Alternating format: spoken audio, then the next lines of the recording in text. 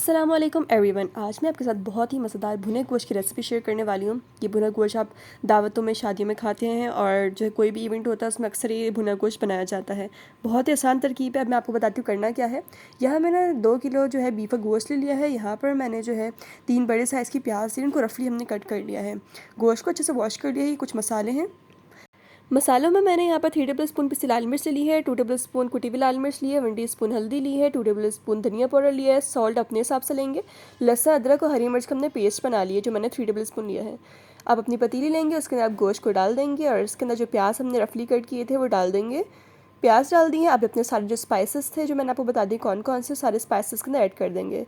पानी ऐड कर देंगे। पानी हम फुल ऐड करेंगे ताकि अच्छे से हमारा गोश्त जो है वो सॉफ्ट गल जाए। यहाँ पर मैंने टमाटर ले लिए हैं, 3 से 4 टमाटर ले लेंगे, उनको इस तरह कट कर लेंगे। टमाटर भी आप रफली कट कर लें और ये टमाटर भी इसके अंदर ऐड कर देंगे। सारे इंग्रेडिएंट्स को पानी के अंदर गोश्त अच्छे से मिक्स कर लेंगे और फिर हम फ्लेम ऑन कर देंगे ताकि इसमें आ जाए बॉयल। तो मिक्स कर दिया है। अब हम इंतज़ार करेंगे बॉयल आने का। तो मैं इसको पहले कवर कर दूँगी। कवर करेंगे ताकि जो है जल्दी बॉयल आ जाए।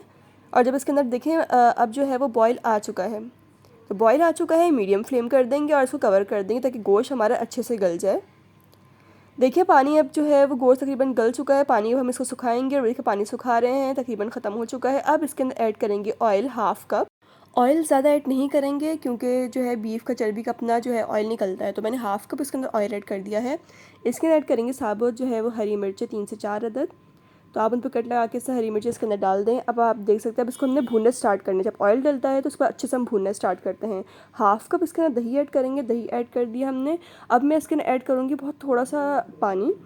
थोड़ा सा पानी जाएगा तो ये फिर अब इसकी जो भुनाई है ना बहुत अच्छे तरीके से हो जाएगी, क्योंकि जो बहुत ज़्यादा ड्राई होता है उस भुनाई अच्छे से नहीं होती। अब देख सकते हैं हमने बहुत ही अच्छे से भुना है। इसके अंदर ऐड करेंगे हाफ़ टेबल स्पून गरम मसाले का पाउडर पिसा हुआ। ये डालने के बाद भी आप इसको दोबारा अच्छे से भून लेंगे। देखिए ऑयल ऊपर आ चुका है। जब ऑयल आ गया इसका मतलब ये है कि अब ये डन हो चुका है। अब इसके अंदर पानी ऐड करेंगे। अब जितनी आपने ग्रेवी रखनी है, जितनी आपने कंसिस्टेंसी रखनी है, अब मैं इसके अंदर पानी ऐड करूँगी। पानी ऐड करके मिक्स करेंगे। अब इसको स्लो फ्लेम पे दम पे रख देंगे। यहाँ पर थोड़ा सा गरम मसाला स्प्रिंकल करेंगे दम लगाते हुए, थोड़ा सा धनिया से गार्निश कर देंगे। बिल्कुल स्लो फ्लेम पे हम इसे कवर करके रख देंगे। बिल्कुल स्लो फ्लेम पे रखेंगे ताकि जो है हमारा जो भुना गोश्त है वो डन हो जाए। तो इस तरीके से 5 से 6 मिनट हमने दम पे रखकर इस तरीके से हमारा बहुत ही मज़ेदार भुना गोश्त रेडी हो चुका है। आप ये ज़रूर ट्राई कीजिएगा। बहुत ही ईजी रेसिपी, बहुत ही मज़ेदार रेसिपी है। रेसिपी पसंद आई so don't forget to like, comment, share and subscribe to my channel.